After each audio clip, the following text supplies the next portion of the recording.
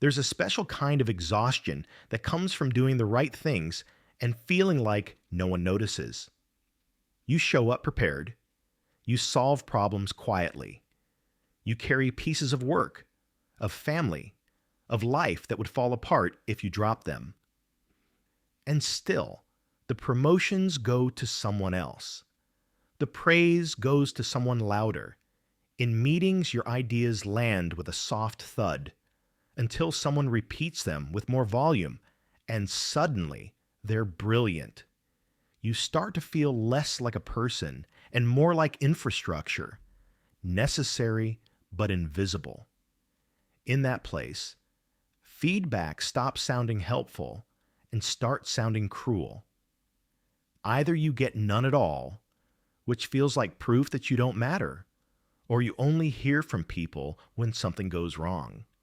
Part of you wants someone to finally validate you, to say out loud what you know you're carrying.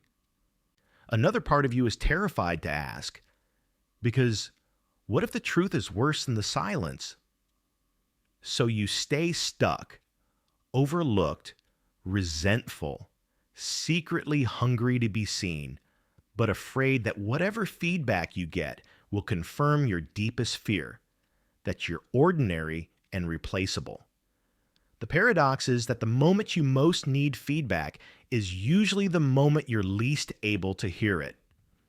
When you feel overlooked, you're not neutral. You're already bleeding. Every silence feels like proof that you're invisible. Every small criticism feels like confirmation that they were right to ignore you. You say you want feedback, but what you really want is a verdict reversed, a retroactive apology from reality. We were wrong about you. You were great all along. That isn't feedback. That's validation. And when you go hunting for validation disguised as, "Can you give me some feedback?" almost anything people say will either feel too vague to heal you or too sharp not to wound you. If they praise you, you think, then why don't I see it in my title, my salary, my place in the room? If they offer specifics to improve, you hear, "See, I knew I wasn't enough." There's another twist. When you don't get feedback, you don't stay blank. You invent your own. The brain hates not knowing, so it fills the silence with the most painful explanation it can find.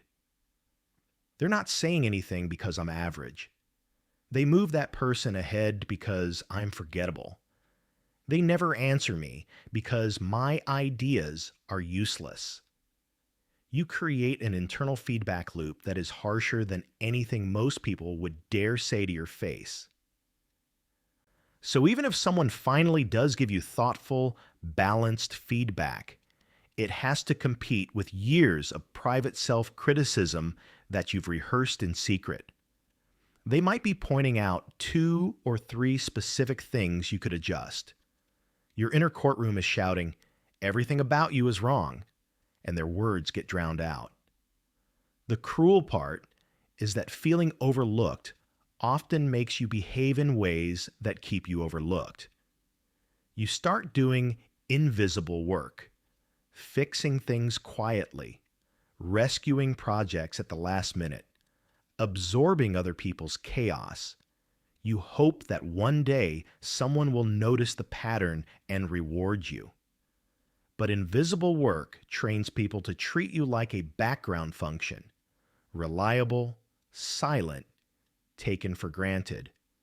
And because you're not asking for clear expectations, not checking whether what you're killing yourself to deliver is what actually matters, even good feedback has nowhere to land.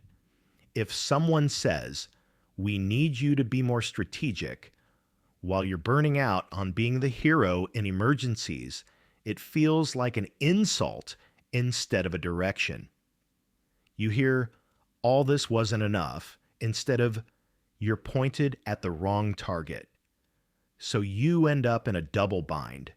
You're starving for feedback that proves you matter, but any feedback that isn't pure praise threatens the fragile self that's built on being the one who always over-delivers. You want people to see you, but you've built your identity on not needing anything from them, from anyone. You want your work to be recognized, but you never let anyone see your process, your doubts, your limits, only the finished product. In that setup, feedback can only ever feel like judgment from a distance. The real power of feedback only appears when you do something that feels almost impossible in that state. Stop using it as a mirror for your value and start using it as information for your strategy. As long as it's about who you are, it will keep breaking you. The moment it becomes about what you're trying to do, it can finally start to build you. The real shift begins when you stop treating feedback as a verdict on your worth and start treating it as a map for your next move. As long as every comment, every silence, every raised eyebrow is interpreted as, "This is who you are," feedback will always feel dangerous. You'll avoid it, overreact to it, or twist it into something it never meant. But if you can move it one category over, from identity into information, something important happens. Instead of asking, "What does this say about me?" you start asking, "What does this tell me about how I'm showing up, and what might I do differently?" The first question keeps you stuck in shame. The second opens a door. To make that shift, you have to get brutally honest about what you've actually been looking for. Many people in midlife say they want feedback, but what they secretly crave is a retroactive correction of history. They want someone to look at the last 10 or 20 years and say, "We see you. We underrated you. You were better than we treated you." That longing is human. It comes from real years of being underpaid, undercredited, underthanked. But no piece of feedback in the present can fully rewrite a past where people didn't notice what they should have. Waiting for that is like waiting for a parent who never apologized to knock on your door with the perfect speech. Maybe it happens. Usually it doesn't. If you anchor your relationship with feedback to that fantasy, you'll stay resentful and stuck. So the first inner move is this: separate the grief from the growth. There is grief in being overlooked, in knowing you carried more than people saw, gave more than they thanked you for, stayed longer than anyone realizes. That pain is real and deserves space, but it's not a problem feedback can solve. It's something you may need to feel, talk through, process with someone safe, instead of trying to sneak it into every performance review and conversation.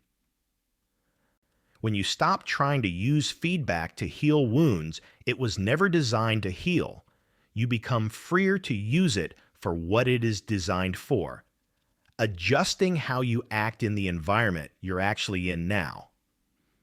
The second move is to become very clear for yourself on the difference between validation and feedback. Validation answers, "Do I matter? Am I seen? Am I fundamentally okay?" Feedback answers, "Given a specific context and goal, what about my behavior is effective or ineffective?" Both are important, but they should not come from the same place. When you demand existential validation from your boss, your partner, your colleagues, you hand them a kind of power over you. They're almost guaranteed to misuse, even without meaning to. When they are tired, stressed, distracted, or clumsy with words, your entire sense of worth crashes with them. It's like plugging your life support machine into a random wall socket in a building that loses power every day. External feedback should plug into your strategy, not your survival. Once that distinction is clear, you can take responsibility for sourcing validation from places that can actually hold it.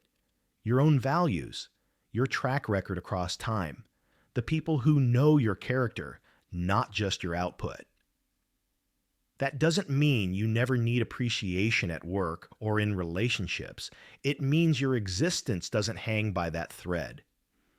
From that slightly sturdier place, you can go into feedback moments with a different posture. I'm not here to find out if I'm allowed to exist. I'm here to gather data on how to be more effective in this role, in this season. That sounds like a small mental tweak. But when you're feeling overlooked, it's the difference between walking into a firing squad and walking into a strategy meeting. The third move is to change the way you ask. Vague questions invite vague answers, and vague answers are a torture device for people who already doubt themselves. So, how am I doing? It's fine. You're doing great. Or, yeah, there are some things we could improve. What are you supposed to do with that? Your brain will fill the gaps with its worst fears. Instead, you start asking questions that force specificity and keep the focus on behavior, not on your soul. What's one thing I did in the last project that really worked? What's one thing that, if I did it differently next time, would have the biggest impact? Where do you think I'm underusing my strengths? What's one way I make your life easier? And one way I unintentionally make it harder? These questions do two things. They signal that you are serious about growth, and they give people a narrow target to aim at, which makes honest feedback safer for them and clearer for you. You also get to choose your sources. Not all feedback is created equal. When you're feeling overlooked, there's a temptation to treat every opinion as equally important, as if every sigh, every delay in replying, every offhand comment is an X-ray of your worth. That's a fast way to madness. You need a short, intentional list of people whose feedback actually matters for this area. That might be your direct manager for your role, one or two colleagues you respect, maybe a mentor in your field. In your personal life, it might be your partner, a close friend, maybe a sibling. If someone is not on that list, if they don't see enough of your reality, don't share your values, or don't bear the consequences of their advice, their opinions are just noise. You can still learn from noise sometimes, but you stop giving it authority. Then comes the hardest part, staying present when the feedback arrives. Your nervous system will want to jump ahead, to defend, to explain, to argue, to crumble. You can feel that in your body. Heat rising, jaw tightening, urge to interrupt. The shift here is not to become emotionless, but to buy yourself a moment of pause. You can literally tell yourself, this is data, not destiny, and focus on listening for specifics. What did they actually see? In what situation? What was the impact from their perspective? If what they're saying is too vague, you calmly ask for examples. Can you tell me about a moment when you saw that? Not to cross-examine them into silence, but to make sure you're both talking about the same thing. The goal is not to agree with everything. The goal is to understand what they are actually reacting to. After that conversation, you don't have to swallow the feedback whole. You run it through filters. Is this consistent with what I've heard from others? Does this person see enough of me to make this judgment? Does what they described line up with moments I myself felt off or misaligned? Sometimes you'll realize the feedback is more about their preferences, their anxiety, their blind spots, than about you. Sometimes you'll notice a painful pattern. 3 different people across time have told you in different words that you disappear in meetings, or that you take too much on alone, or that your communication comes across harsher than you intend. Those patterns are gold, especially when you felt overlooked. They point directly at levers you can move to become harder to ignore. Another crucial shift is to move from, "Why don't they see me?" to, "How am I currently making my work easy or hard to see?" That question hurts because it forces you to look at the ways you might be cooperating with your own invisibility. Are you always volunteering for support tasks that are essential but low visibility and never asking to lead something where your impact is obvious? Are you fixing crises quietly instead of documenting and communicating what you solved?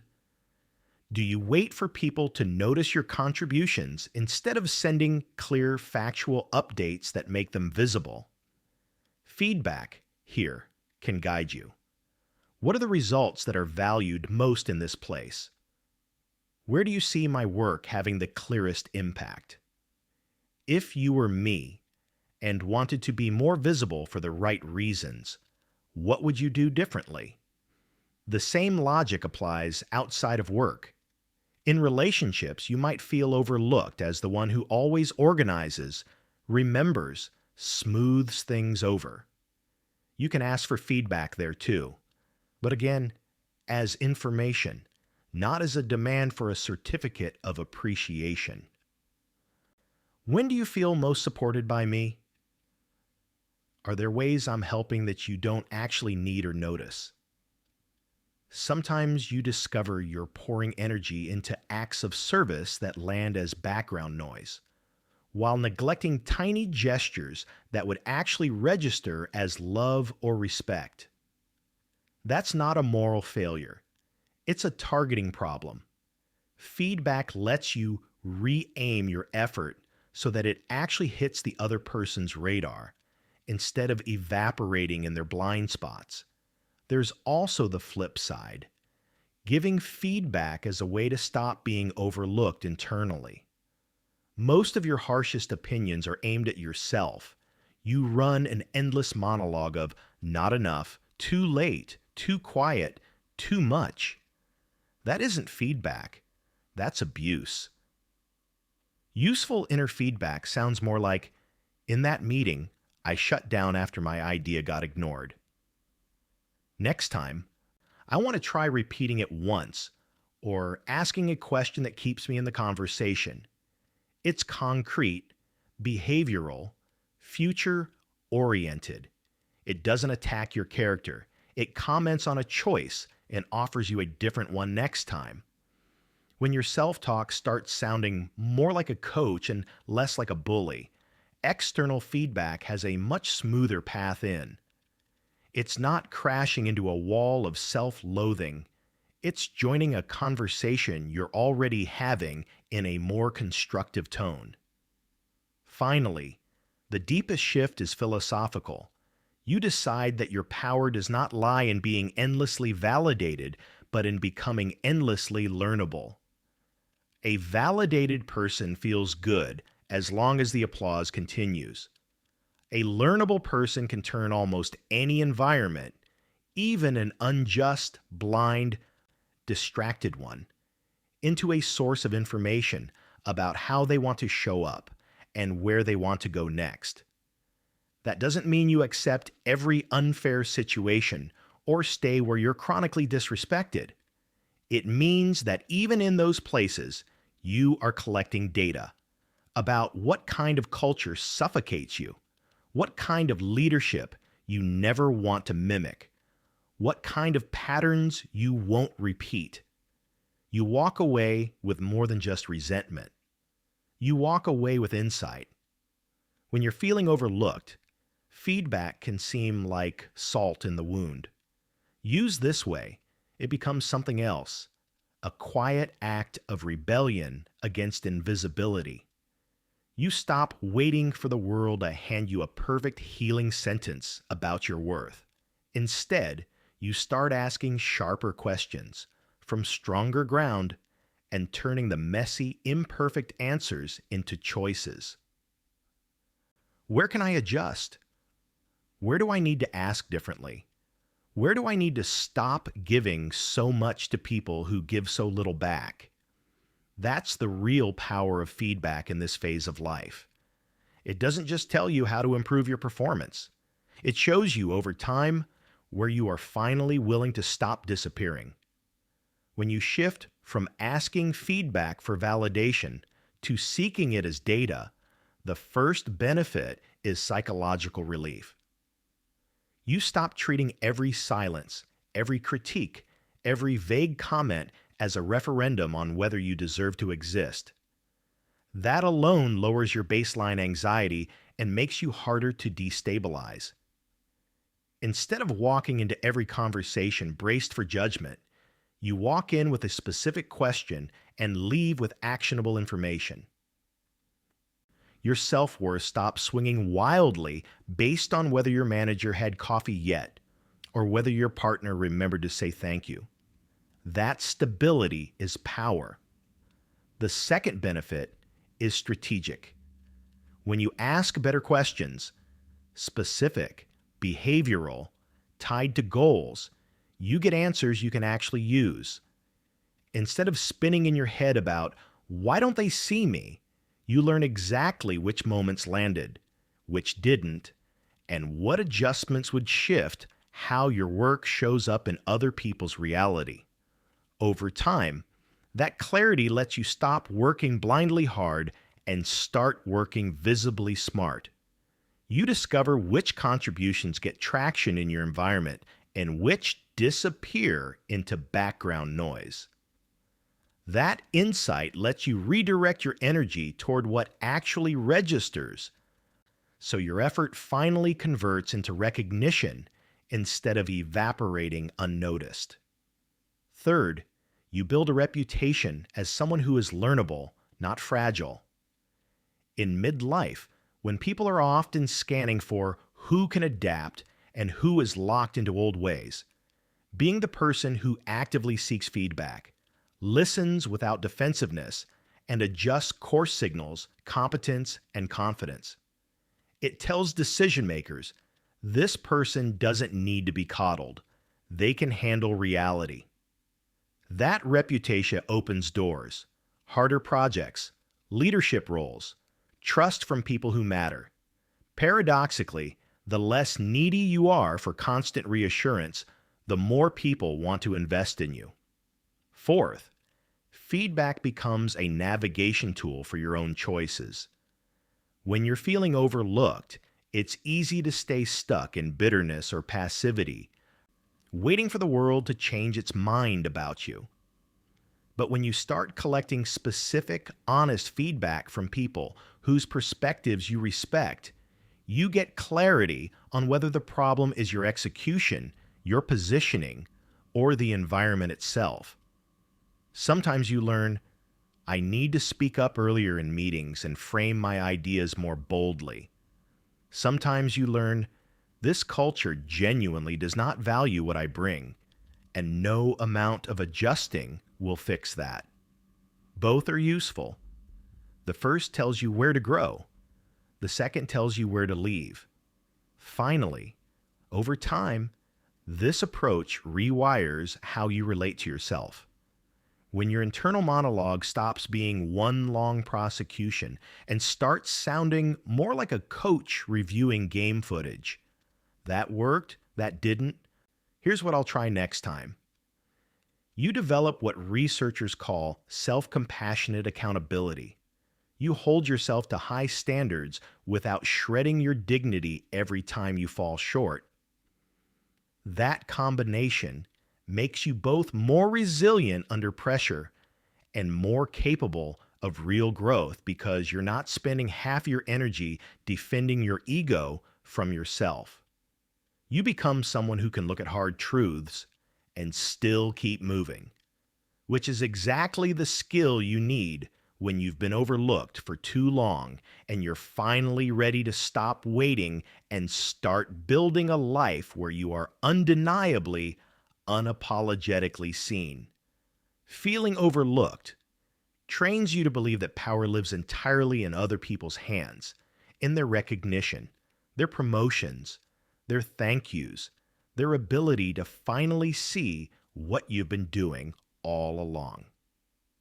You start to live as if your life is a waiting room, and feedback is a ticket someone might one day call. But that story keeps you small. It assumes your only role is to perform and hope the judges are in a generous mood. The real power of feedback appears the moment you stop playing that game.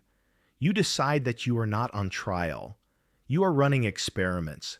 Every task, every project, every conversation becomes a test of what happens when I show up this way in this environment. Feedback, when you ask for it, when you listen to it, when you filter it, is just the readout. You will still have to face unfairness. Some rooms will never see you, no matter how skillfully you ask or how clearly you show your work. But with this mindset, even those rooms give you something, evidence about where you no longer need to spend your life. You stop begging desserts to become oceans. You stop trying to earn the approval of people who have no intention of ever really looking at you. Instead, you use feedback to sharpen your sense of where you are effective, where you are wasted, and where you want to go next. That doesn't mean you become indifferent to appreciation. It means appreciation becomes a pleasant side effect, not your oxygen. In the end, this is less about feedback and more about identity. Are you the person who waits to be chosen, or the person who is constantly choosing how to respond? When you are willing to hear the truth about how you land, without letting it rewrite your worth, you become very hard to erase. You can walk into any room, undertitled, underpraised, underestimated, and still ask, what can I learn here? What do I want to change here? And if nothing changes, what does that teach me about where I belong? That is the quiet, dangerous power of feedback when you've been overlooked. It stops being a mirror that distorts you and becomes a compass you hold in your own hand.